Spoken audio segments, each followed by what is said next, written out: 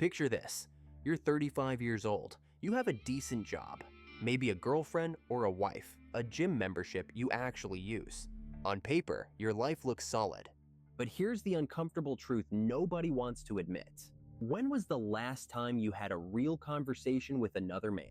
Not surface-level banter about sports scores or work deadlines. A real conversation. About what's actually going on in your head. About the pressure you're under. About the fear that's eating you alive from the inside. The answer for most modern men is never. And that's not by accident. That's by design. Right now, 15% of men report having zero close friends. Zero.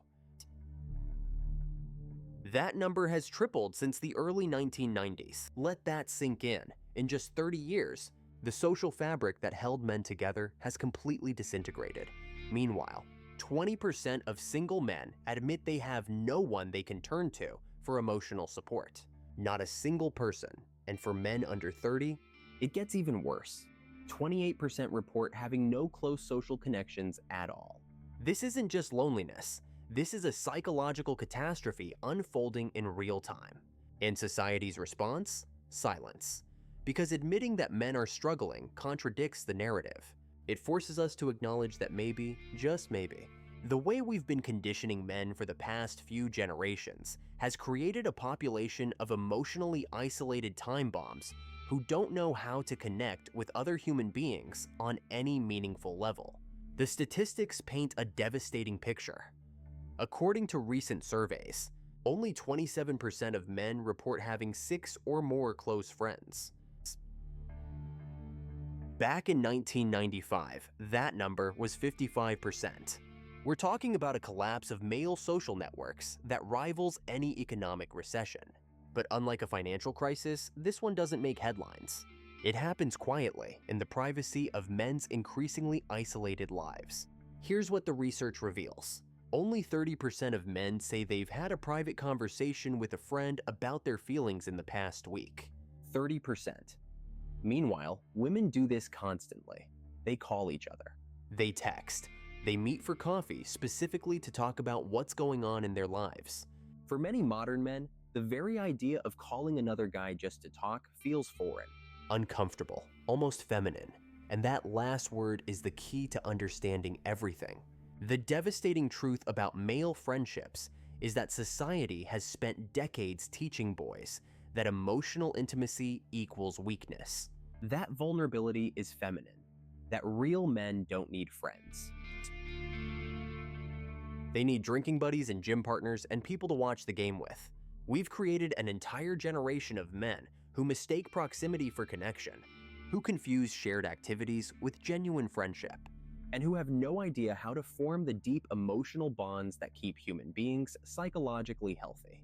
Research from New York University reveals something fascinating and tragic.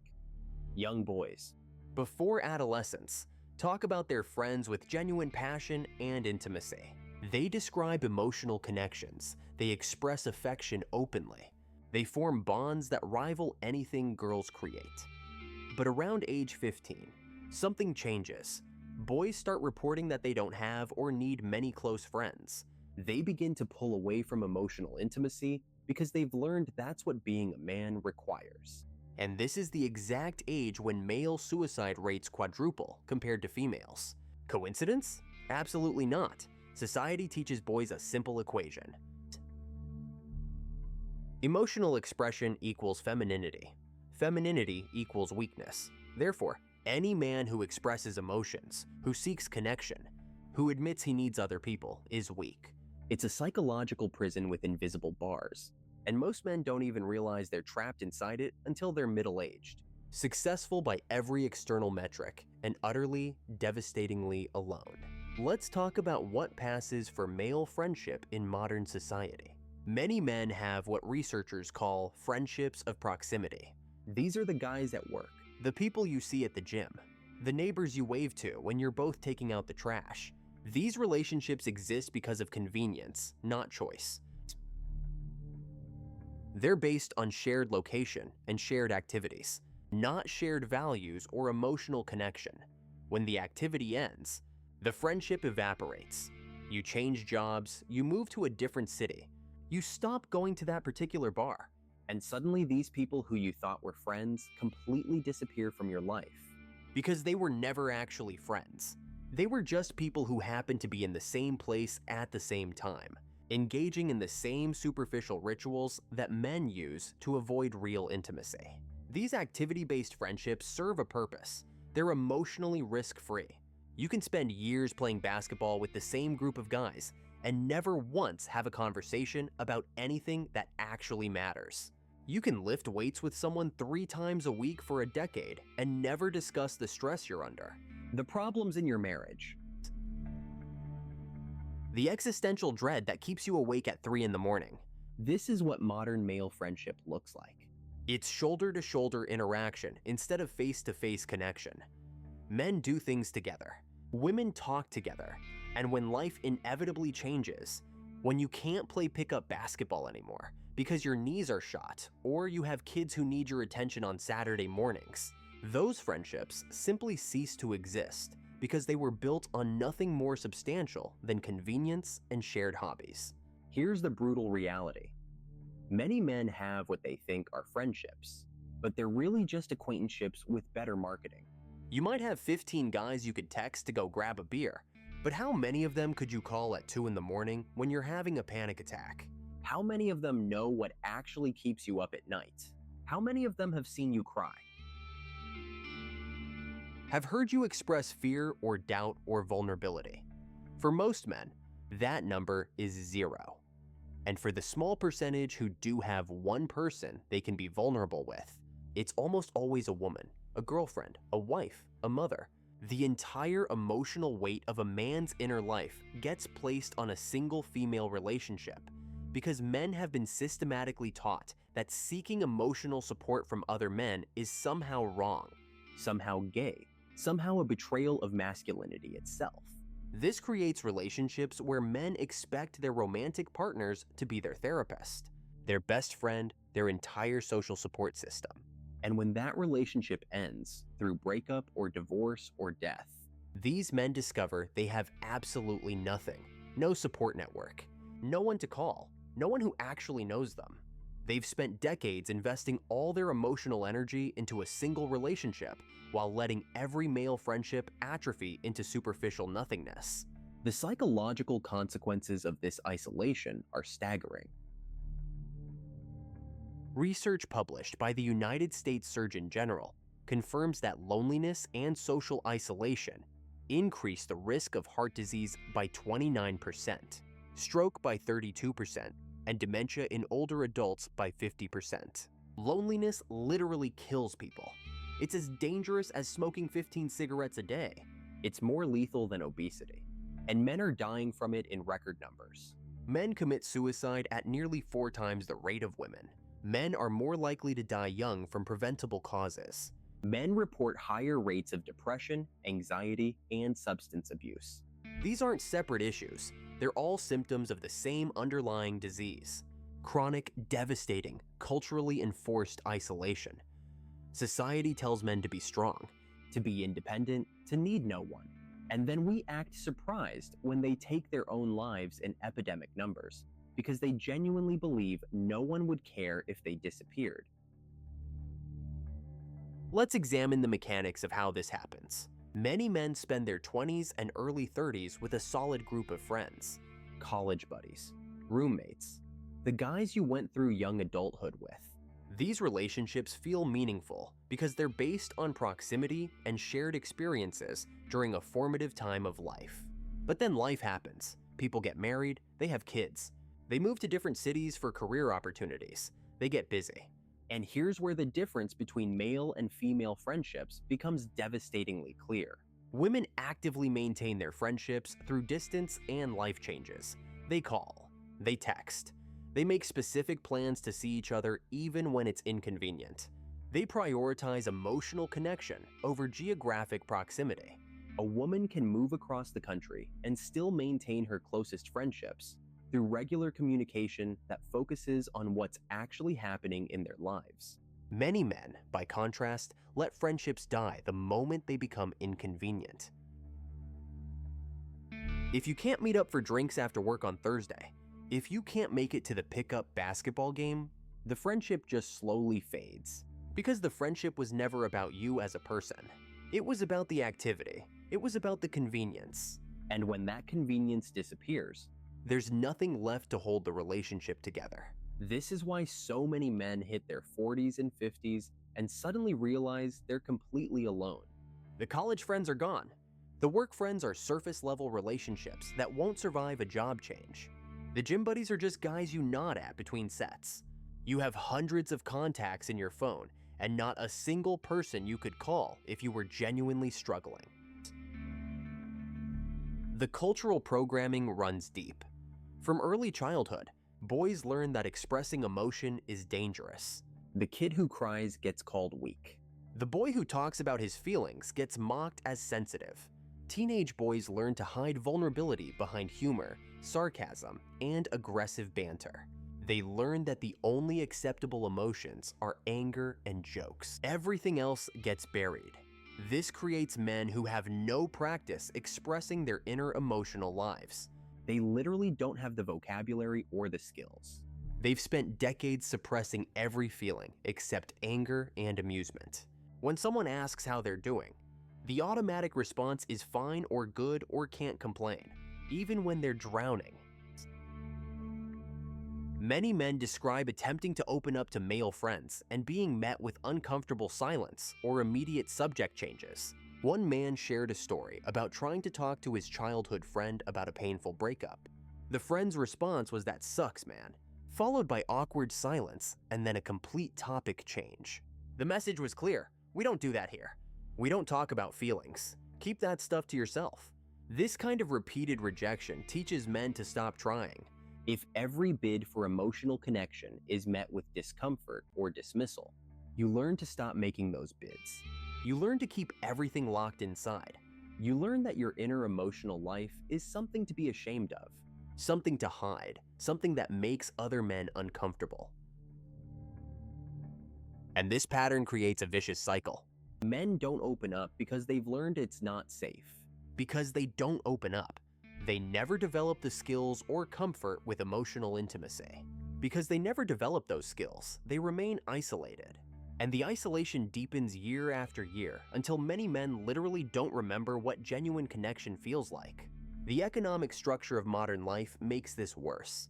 Previous generations of men had built-in social structures, unions, bowling leagues, service organizations, churches, lodges, physical spaces where men gathered regularly for reasons beyond just work or consumption.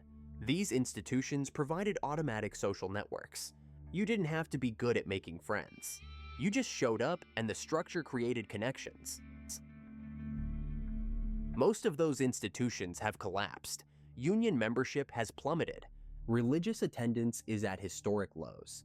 The concept of a third place, Somewhere that's not home or work where you regularly see the same people, has essentially vanished. Instead, modern men come home from work, collapse on the couch, and scroll through their phones. Social media provides the illusion of connection while actually deepening isolation. young men are particularly vulnerable. 28% of men under 30 report having no close social connections. None. This generation has grown up with social media and digital communication as their primary mode of interaction. They can text, they can game online, they can watch streams together, but many have never learned how to form genuine in-person connections. They're digitally connected and emotionally isolated simultaneously. The dating market makes this worse. Many modern men report that their only source of emotional intimacy is romantic relationships. This creates desperate, unhealthy dynamics where men become emotionally dependent on women they barely know. They meet someone, immediately try to make that person their entire support system, And then wonder why the relationship feels suffocating and one-sided. Women can smell this desperation. They can sense when a man has no life outside the relationship. No friends of his own, no emotional support system. And it's deeply unattractive, not because women are shallow, but because it's an enormous burden to be someone's sole source of human connection. It creates relationships built on need rather than choice. on desperation rather than genuine compatibility. The science is clear on what makes people happy and healthy. It's not money. It's not career success. It's not physical appearance. It's relationships. Deep, meaningful, consistent human connections. The Harvard Study of Adult Development, the longest-running study on happiness in history, found that the quality of people's relationships is the single strongest predictor of life satisfaction, health, and longevity. And modern men are systematically deprived of this most essential human need because society has convinced them that needing other people makes them weak. Let's talk about what real male friendship actually looks like when men break free from these cultural constraints. Research shows that men who have close friendships with other men struggle less with mental health, report higher life satisfaction, live longer, and have better physical health. These aren't friendships based solely on activities. They're relationships where men feel comfortable being vulnerable, where they can express fear and doubt and insecurity without being judged or dismissed. These friendships require intentional effort. They require admitting you need connection. They require regular communication even when it's inconvenient. They require being willing to have conversations about things that actually matter instead of hiding behind sports statistics and work gossip. Many men report that forming these kinds of friendships feels almost revolutionary. They describe finally being able to talk about the stress they're under, the problems in their marriage, the fear they feel about the future, and having another man actually listen and understand. Not trying to fix it, not dismissing it, not changing the subject. Just witnessing and validating their experience. This is what women do for each other naturally. They create emotional support networks where vulnerability is expected and welcomed. They build friendships based on sharing their inner lives. And research consistently shows they're psychologically healthier for it. Some men are beginning to recognize this crisis and take action. Men's groups are forming around the country where guys explicitly gather to talk about their lives, their struggles, their mental health. These groups operate on different principles than traditional male spaces. Vulnerability is encouraged. Emotional expression is normalized. The goal isn't to do an activity together. The goal is genuine connection, but these efforts face massive cultural resistance. Society still teaches that men seeking emotional support are weak. That men's groups are either therapy for broken people or dangerous spaces where toxic masculinity festers. There's no culturally accepted model for men gathering specifically for emotional connection the way there is for women. The education gap makes this worse. Research shows that the class divide in male loneliness is enormous. Men with college degrees, who often have professional networks and access to social spaces, report significantly fewer issues with isolation than working-class men. A man working a manual labor job, coming home exhausted, living paycheck to paycheck, has far fewer opportunities to form meaningful friendships than a man with a salaried professional career. This creates a situation where the men who most need social support, who are under the most economic and psychological stress, are the least likely to have it. Working-class men are more isolated,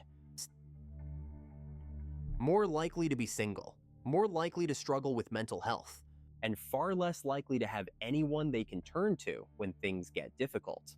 Geographic mobility destroys friendships. Previous generations stayed in the same communities for decades. Your childhood friends were often your lifelong friends because you never left. Modern workers are expected to move wherever the job opportunities are.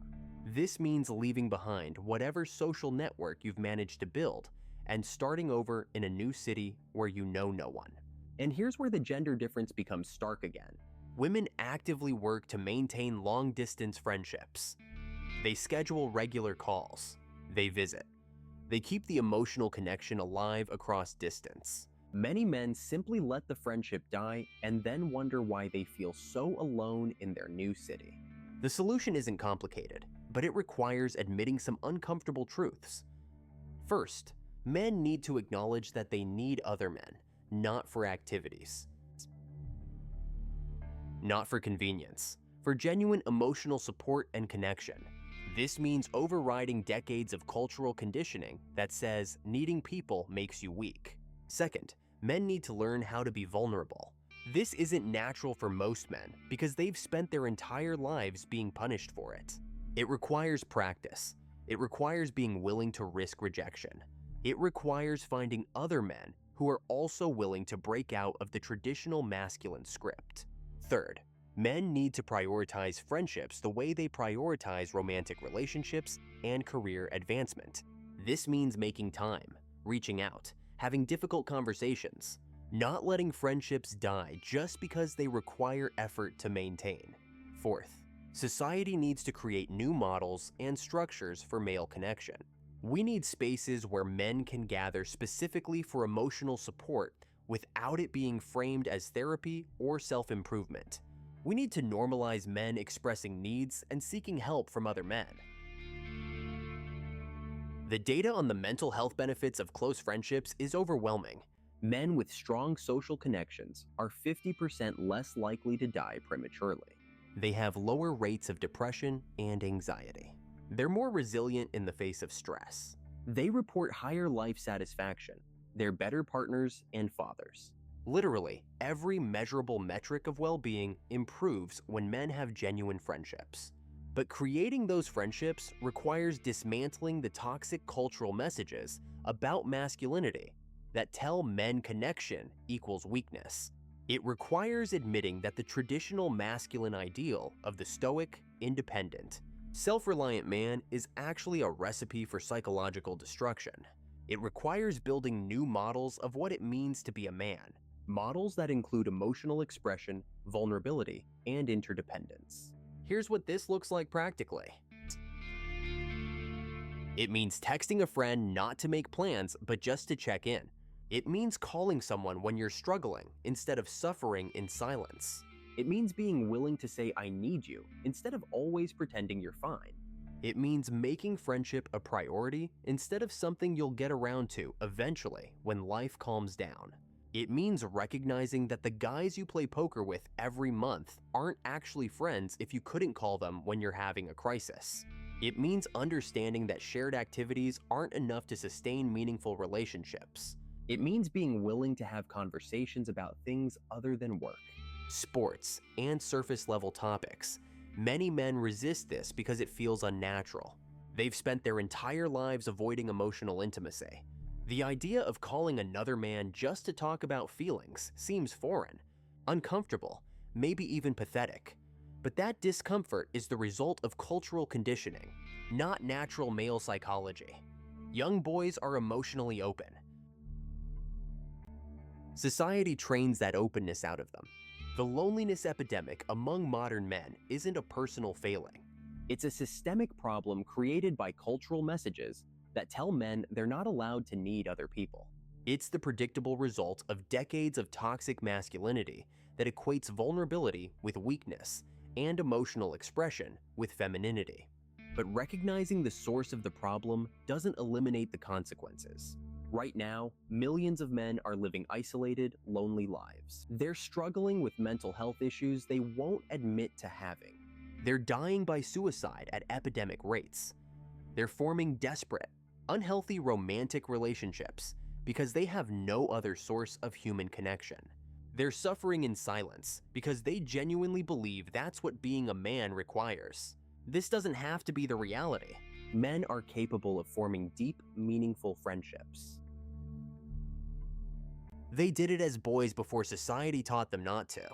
The capacity is still there. It just needs to be reactivated, which requires conscious effort to override decades of harmful programming.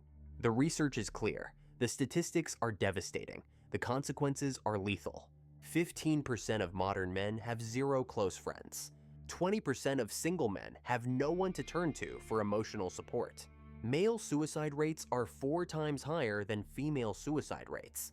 Men are dying psychologically and physically from isolation. And society's response has been to tell men to man up, to be stronger, to need less. The same cultural messages that created this crisis are being repeated as the supposed solution. It's not working. It's never worked. It's killing people. The only path forward is radical honesty about what men actually need, which is the same thing every human needs: connection, community, the ability to be known and accepted, friendships that go beyond surface-level activities and touch the core of who they are as people. This requires courage. It requires being willing to be the first person in your friend group to say this isn't working anymore. It requires risking rejection and judgment. It requires admitting need in a culture that tells men they should need nothing and no one. But the alternative is continued isolation, continued suffering, continued death. The loneliness epidemic isn't going away on its own. It's getting worse year after year as traditional social structures continue to collapse, and cultural messages about masculine self-reliance grow more extreme. Modern men are facing a choice. They can continue pretending they're fine,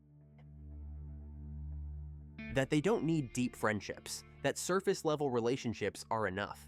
They can keep all their struggles locked inside and hope for the best. Or they can recognize that the way society has taught them to be men is fundamentally broken and actively harmful to their well-being. This isn't about becoming less masculine.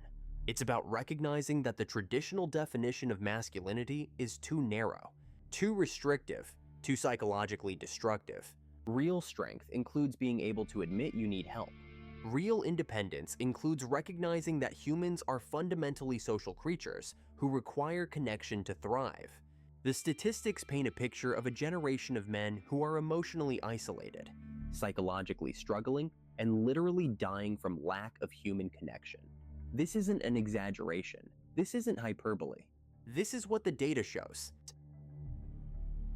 Loneliness kills as effectively as any disease, and modern men are drowning in it. The question is, what comes next? Do we continue down this path, watching male suicide rates climb and social isolation deepen? Or do we collectively decide that maybe the way we've been doing masculinity for the past few decades has been catastrophically wrong? Every man watching this knows someone who's struggling, a friend who seems withdrawn, a coworker who never talks about his personal life, a brother or son who's increasingly isolated. The cultural script says to leave them alone, to respect their privacy, to assume they'll reach out if they need help. But they won't reach out. Because they've been taught that reaching out is weakness. They've been taught to suffer in silence. They've been taught that real men handle their problems alone. So the burden falls on those who recognize this crisis to actively break through that wall of learned stoicism. To reach out even when it's uncomfortable. To create space for vulnerability even when it goes against every masculine instinct. To model what genuine male friendship can look like. This is how cultural change happens. Not through top-down mandates, but through individual men making different choices. Choosing vulnerability over stoicism. Choosing connection over independence. Choosing to admit they need other people instead of pretending they're fine. The loneliness epidemic among modern men is real. It's measurable. It's lethal. And it's entirely preventable. But prevention requires acknowledging the problem, which means admitting that the traditional masculine ideal has failed an entire generation of men. That admission is difficult. It contradicts everything society has taught about what men should be. But the evidence is overwhelming.